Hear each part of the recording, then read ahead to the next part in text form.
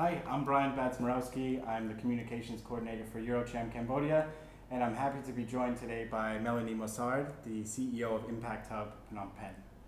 Thank you, Melanie, for joining us today. My pleasure. Nice to meet you.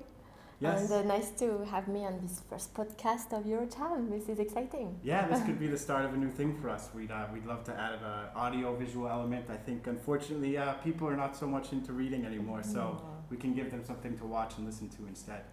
So we can just jump right into the questions. Yes. Would you mind telling us a little bit about yourself, when you came to Cambodia, why you came to Cambodia, and how you got involved with Impact Hub? Yes.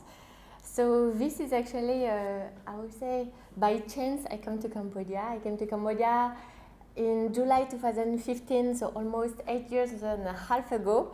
So I was doing my master in entrepreneurship and innovation in France, and one of my friends actually just told me the word Impact Hub. I spent the night Googling about it and realized that there is actually a big network of innovators, so supporting entrepreneurs who are using their skills and knowledge to solve the problem of a society. And then I thought, I just want to work with these people. So I spent the night applying to all the Impact Hub around the world. And the next morning I received some email from Impact Hub Cambodia, Impact Hub Phnom Penh, that just started 1 month before. They told me yeah, we just get started. If you want to join as an intern, you can come in the next 2 weeks. Wow. And I jumped on the call, and 2 weeks later, 3 weeks later, maybe I was here. And I was supposed to stay 6 months, and here I am, 8 years and a half later. That's unbelievable. So that's 2015. Yes, and to be honest, I didn't know anything about Cambodia back then, and I just arrived observing, learning, and I did my master thesis after on the entrepreneurial ecosystem of Cambodia, and this is what hooked me actually to stay in Cambodia, because this when I realized wow, there's actually not so much happening in the entrepreneurial ecosystem, and I feel like all the entrepreneurs I was meeting were really the pioneer in each of the sectors that they were working on. So this is an amazing place to be, to testify the beginning of a new ecosystem, I would say. So then I decided to stay. Yeah, that's unbelievable. I can only imagine in 2015 it was a much different place than it is now, even. Definitely. Less building. Yeah, and like you said, what a great opportunity in a place where there's not already established players in a lot of these sectors, that you can be hand in hand with some of the people that are at the starting line. Yes. And then help them grow. And like you were saying before, even after you get them going, you still continue to support them and stay a part of their journey. Yes. Cool.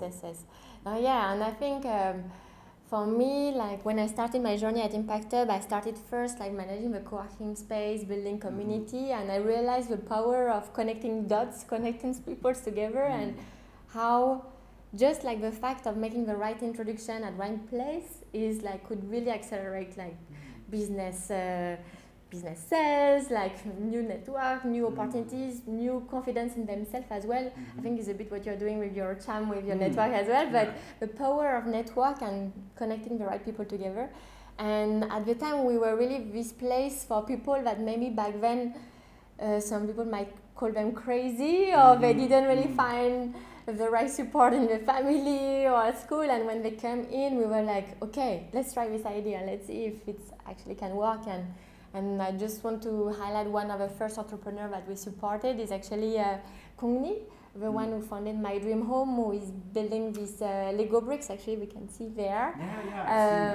Who are actually alternative to cook bricks, I would say, and reduce the carbon emissions, and at the same time have a stronger resistance. And so he came here without any experience in constructions, but he had very strong dreams and a very strong vision, and we say, okay, we're gonna give you some skills and some financial support, and let's get started. And 8 years later is one of our most successful entrepreneurs. That's unbelievable. Yeah, I believe I've met him. Yes. And he was telling me a story about the eco bricks. So fascinating. And then it just allows maybe lower to middle income families to be able to build and buy a house, a nice one for a fair price. So filling that gap is really nice. Yeah, all right. So it's been 8 years, 8.5 years. I'm sure you've worked with hundreds. You told me earlier how many startups have come out of Impact Hub. It was 200? Yeah, more actually. So we run more than like 45 programs across the years, and each of the program we have a cohort of different size, but in total we had more than 450 teams who joined our programs, and among them 150 came out and are still like operating. Some are part-time, some are full-time, some are growing, some are like surviving. We have different stages, but there is talent in Cambodia, and I think, and not just in Phnom Penh, but really across the country as well. Yeah. I guess I'll just jump around in my questions a bit here, but I'm sure it's not all success stories. I mean, it's a grind, right? Everybody would be doing this if it was easy. I'm sure that's why your support staff is so instrumental in them succeeding. So on that note, what are some of the biggest obstacles for young entrepreneurs trying to get off the ground, be able to pay the bills, pay rent, make money, and in this case with all the businesses here, also make a societal or environmental impact positive? Yeah, I think so. Over the years, we understood that there is 5 main barriers for entrepreneurs. The first one is having access to the right team. Like, without a good team, it's very hard. And Cambodia, it's still a young country, and there is like still a lot of people who are still studying or abroad for masters and are coming back. And when we look globally, the average age to start a business is around 30 or 40 years old. Well, actually, the average age in Cambodia is much younger. So that's why it's harder, I would say, when you're younger, but sometimes it can be also easier because you actually like have less family pressure, less like financial responsibility. So finding the right team is really important with diverse skills, and sometimes it's hard for these entrepreneurs to find these people, and because they start with, for example, you might be very good technically, but running a business in the long term is something else. Like managing people, managing them. Maybe they are very good, for example, at making a technical product, but when it comes to doing the finance and making people happy in your team, attracting, pitching your project is really out of the comfort zone. So this is something that we want to do more also in the upcoming year, is like not just supporting the founder, but supporting them to build a strong leadership team, attract like senior talents that can help them, especially in finance, in marketing and sales. If they don't have these 3 skills, it's going to be very hard for them to succeed. Then I think the second difficulty for them is to find the market.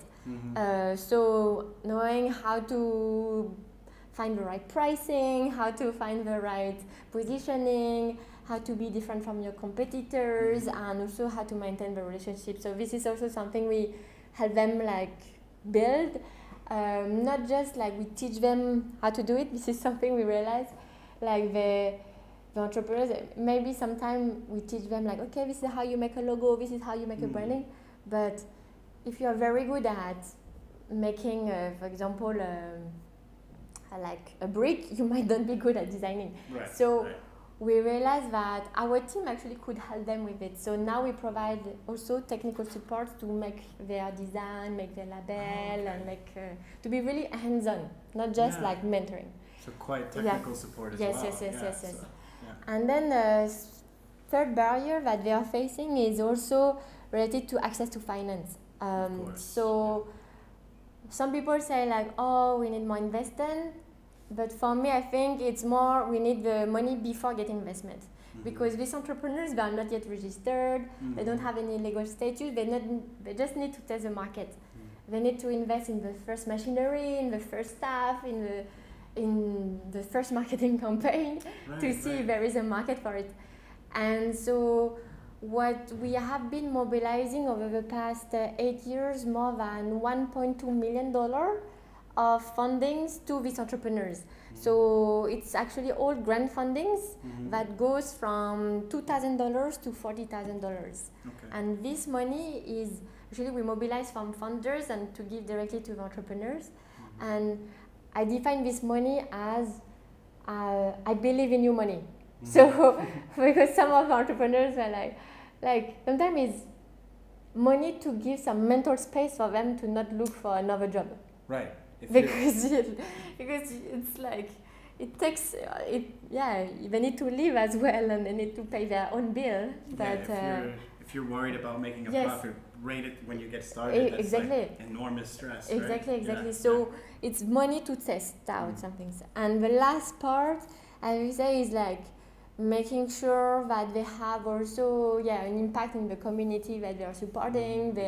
We support like entrepreneurs who decide to put their social and environmental mission at the core of their operation. It's not just something add-on, it's really like they identify a important problem in Cambodia and they're using their skills and knowledge to solve it like intentionally. So then it's also helping them like measure the impact that they are making and also like design a solution that is actually useful to solve a problem that they are solving. Yeah, that's an interesting aspect. How do you actually measure if they're making enough of an environmental or societal impact with their product, or is there a way to like quantify that? Or? So it depends which sector they are in. I think what we do is to help them find what are the metrics for them that are relevant for their own sector. There is some people is more in terms of like quantity of people they reach who have access to the product, or some is more like the depth of the impact about how much life-changing this solution is for their own life. It's through interviews, it's through also like surveys, so it depends on each some company. is subjective, for sure.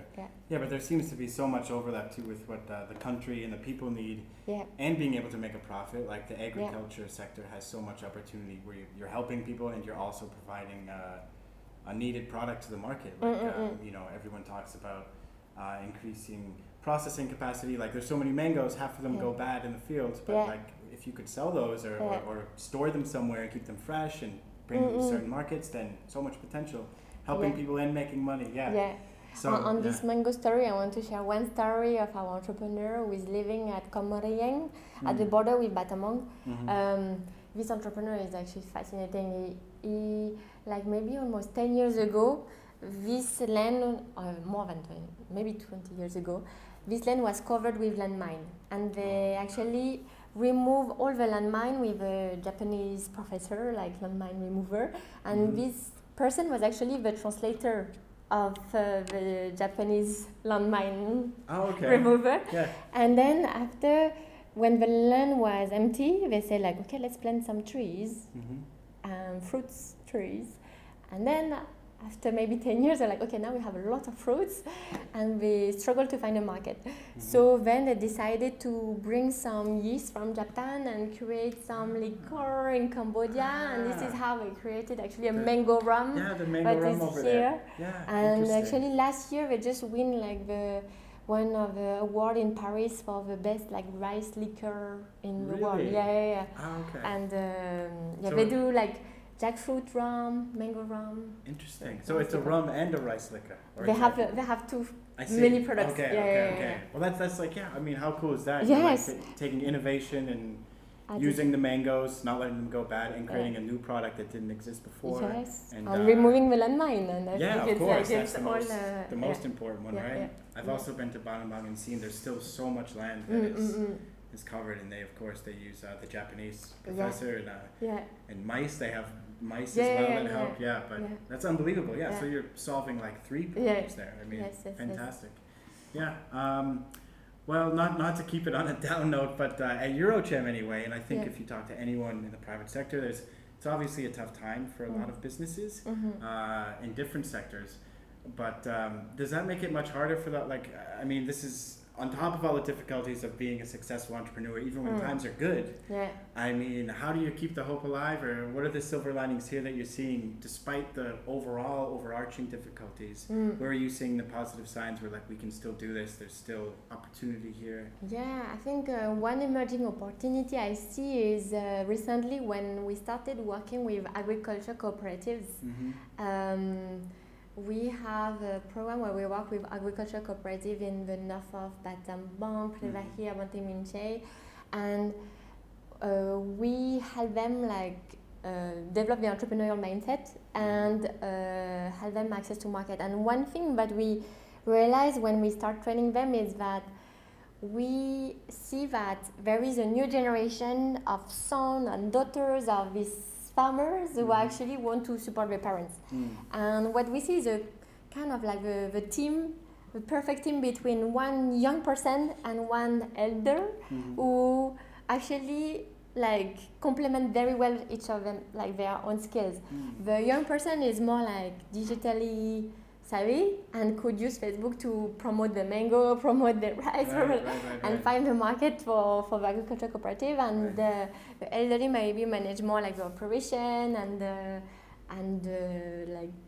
operation in processing the crops and gathering the community. So I think this is something that we have been saying, how the role that youth could play in supporting and strengthening the capacity of agriculture cooperative, helping them to access to market, and really this team coming together, not just the young alone or the elderly alone, but really bringing generation together and working together to access market. That's such an interesting point because there are, my wife is from Takeo, and we go down and her family grows rice, and there is everyone is kind of acting alone, but if you were to form a cooperative, and of course she has a desire to help her family too, but they typically just sell to the first Vietnamese buyer. But if you were to form a cooperative and use some digital skills to reach new markets, then the potential to just make so much more money for her family, for all of these farming families, is just so,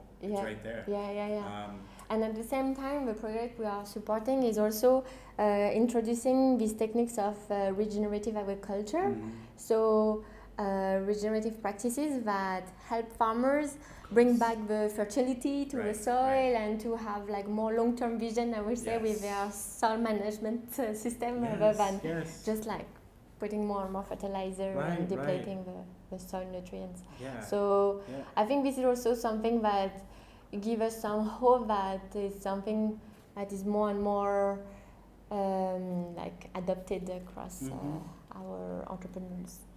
There's a big point there to be made about the keeping the soil health up, less chemicals, and then there's talk about using the cover crops like the shade, and then there's we talk about all these different techniques. I can't remember all of them right now, but that's just capacity building and teaching, right? And then you get more productivity from the soil, higher quality things, and then once you implement the standards and get the cold storage facilities, and then the chain to actually get it to export. It's just because the cashews too, just so much potential. We have one of our entrepreneurs who actually transformed now the cashew of a father and a friend into cashew nut milk, and now he's supplying also some coffee shops, and it's so nice. She's very young, but she still make it happen. She mobilized her whole family to go with her, so cool. Her sisters, and who are actually older than her, and she's leading this company. So it's called Damnatech if you want to check it out. And I'm really fascinated to see all this new generation of Cambodians who want to have their parents, their family, and to use their skills that they learn at school or universities to make it make better life for the community. Definitely. And that reminds, we can talk a little bit about your 2024 plans. You just told me that you're planning a trip to go out to the provinces and stay with some of the entrepreneurs. So that's a really interesting bit. Where will you guys be going? And kind of what will you be doing? So just before this is actually the story that was very interesting is 2 years ago, we asked our entrepreneurs, how can we really, really, really help you? And they say, can you work for us? Can we get you? And then this was our reaction too. No, but we have a job at Impact Hub. So then, but then we're actually this is a good point, because we have some actually Impact Hub is kind of a startup helping startup, and we managed to grow it, and so we have financial system, we have HR system, we have marketing, we have all of it. But then we're interesting. So this is when we started what we call adoption program, where our team members, there is 3 team members that goes 3 days, 3 nights and stay at the house of entrepreneurs. Wow, that's so cool. And to help them with anything they need. Unbelievable. So, for example, like if they say like, they start to go with the label or the product or the website or anything, for one of our communication manager, it takes them like maybe 2 hours, and but for them it takes them so long to make it. Right, yeah, So makes sense. we try to identify all these small fixes that could have a long-lasting impact for them. And for us, this is also where we build a very strong connection with our entrepreneurs. Right. We understand better their reality. Because, for example, our entrepreneurs live in Preva here, in Vosumtey Seng, in Batamang, and maybe they struggle to have internet, and we understand that to join our online course, they have to go to the next village, and we understand better what their condition, what their family support look like, and we just make friends with them. And I think this is also what sometimes they need, is to have friends they can really like speak up to and be vulnerable and say like, oh my God, it's so hard, and just have this like open conversation. So having these trips really made a big difference in us like building long-term relationship with our entrepreneurs. Right. And also for our team members, like for example, our finance team, like they used to be just at Impact Hub managing finance. Now they go to the field and they support the entrepreneurs, and they see the direct impact of their skills in the entrepreneurs. So this is now something that is part of our DNA of our programs, like, and this is also an additional support that we provide to our alumni who want to get more like a la carte support from us as well. I don't know how you manage it all. I mean, how big is your team? Like 15 or not even? No, we are actually 25 people plus 5 people in Batamang. Oh, okay. You have like 5 permanent people in Batamang as well. Yes. It's called Pum Impact. So it's a mini branch of Impact Hub in Batamang. Oh, cool. They do a really good job also to mobilize youth to start prototype their business, mostly in food processing. In agriculture. The rice bowl of Cambodia, right? Yes. Nice. So almost 30 with some additional part-time people. Yeah, that's and they must be. It must be a learning process for your team too, like learning on the fly. Like definitely. If the entrepreneurs need something they haven't worked on before, what a cool learning experience for them. Yes, definitely. Become like masters of everything. And at the end of the day, like we are all customers. I think this is what I tell my team. Like you might not be an expert in everything, but at least you are a customer of maybe some other product, and if you are, like your inputs are very valuable. Like and you know what you want. And what like you want to see in a product. And you know what a nice customer journey look like and what is not, and so sometimes common sense is So have you focused on exports at all? I know the mango rum has made it to France. It joined the competition, but they export in Japan. Oh, okay. Like the export to Japan. Export to Japan. Okay, cool. I think most of our entrepreneurs, we support them, I would say, at the early operational stage. So they are still at the stage where they are not yet like sure if there is a market yet. So the goal is to test if there is something happening, and then before they go to the next level. So this is a very critical stage. Of like they're gonna make it or they're gonna I mean, what is that statistic? They say like 90% or more businesses fail, right? Like so. From idea stage, like very high rate. It's high pressure. I mean, I would think the success rate here is higher than that, right? You seem to have we have much higher success rate when we support entrepreneurs that. When we start supporting them, when they already have a prototype, where they already put some skin in the game, I would say, rather than they just come up with an idea. Because idea is easy to drop. I'm sure you get a lot of that, right?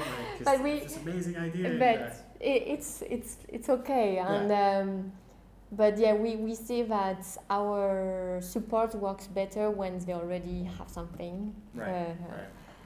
But we still do a lot of awareness also among university students and within the universities, actually 10 universities across the country, on how to develop your entrepreneurial mindset and develop your idea and what to do. Because even if they don't make it, the skills you learn when you try to Big do time. a business is actually super useful for your rest of your life Absolutely. after. Failure is the best teacher, right? Yeah, or you learn like how to turn an opportunity into a problem. You learn how to be resourceful because you don't have a lot of money and you just do a lot with very little resources, and you learn how to work as a group.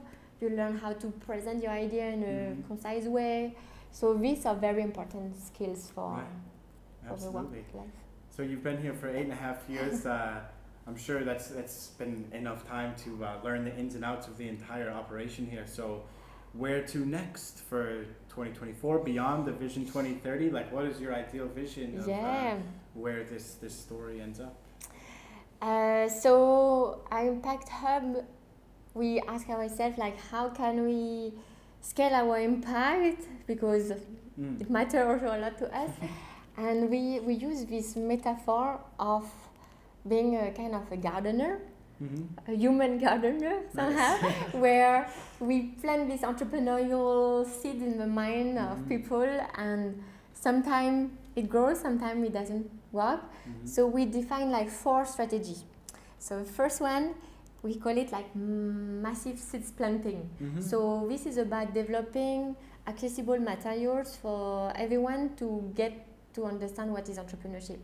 For example, our online course, our course that we do on the universities, or our open events. We don't know if we're going to grab it or not, but at least the seed is there. Then we have a focused gardening method, which is about putting a lot of time and effort in supporting like one individual that we want to support to go to the next level. Then the third method we call training of gardeners. So this is training more people to do what we do so that we can support more entrepreneurs. So we did in the past some mentors trainings. Now we are training this team in Batamang also to support more entrepreneurs in Batamang. We are now also scaling, we are training incubators in Asia Pacific also on like how to run incubators and support more entrepreneurs. And the last part is soil regeneration. So really like this I would say is more like policy making or advocacy. I would say like really advocating for to make the ecosystem more friendlier for the entrepreneurs, to make it easier for them to open a business, close a business, to to have like some tax exemption, or so trying to also raise their concern and discuss with the ministry on what could we do on this area. So this is, I would say, the holistic approach of where we are going, and so we have different approach, either through programs, either through partnerships, or either through hosting events. Unbelievable. And how do you connect with the wider Impact Hub community? I think I read it's in 60 countries, right? And there's like 120 different incubators, which is like amazing. Cities, Do you guys support each other? Yes. You go to conferences or something? Or So Impact Hub is a big network where it's very decentralized. It's not Impact Hub Global who tell us what to do, but it's more like we get inspired by the vision and the mission, and then we apply it in our local context. And Impact Hub Global play more a role of knowledge sharing person and coordinator, and so for example we end up being the trainer of New Impact Hub. For example, now I'm coaching New Impact Hub in India, in Bhutan, so cool. in China. We have every year some regional gathering, global gathering, where we share our best practices, and I would say it's more like a community of friends that we can call anytime, anywhere around the world if we have any issue. It's pretty nice, isn't it? Yes. And nice we know resource. That if we travel, we have a home to stay in the place. Stop by, say hello. Yes. Okay. And now, as we sort of come to an end, do you want to tell people how they can get involved, whether it's if they have an idea or if they are interested in working here or volunteering? How can they there are many different ways. I think first, if you want to work with us, we love spontaneous application, because this is usually where the most passionate people come from. And So yes, or if you want to support our entrepreneurs, you can buy the product of entrepreneurs. I think this is what they need. They need the customers. Mm-hmm. So you can go on our website under our startup list, and you will see like all our alumni by categories, and cool. Okay. you can have a snapshot of what they are doing. And of course, investors too probably want Yes, to invest yes. in some of these. Yes, so investors, like some are looking for investment, some are not. But yeah, if it's something that you might consider, like you can also approach us. I think impact investors are really it's a buzzword these days. People are looking to not only get money in return, but also show some sustainable impact as well. It's fantastic. Yeah. Well, thank you so much for your time. Yes. I hope we can work together even more. EuroCham and Impact Hub. We have a lot of shared goals and visions. So we really are like happy to see what you're doing here, and it's a lot of crossover in what the different issues that we work on too. So. Yeah, thank you so much. Thank you very much, Ryan. Thank you for the interview. Okay. Thank you. Yeah.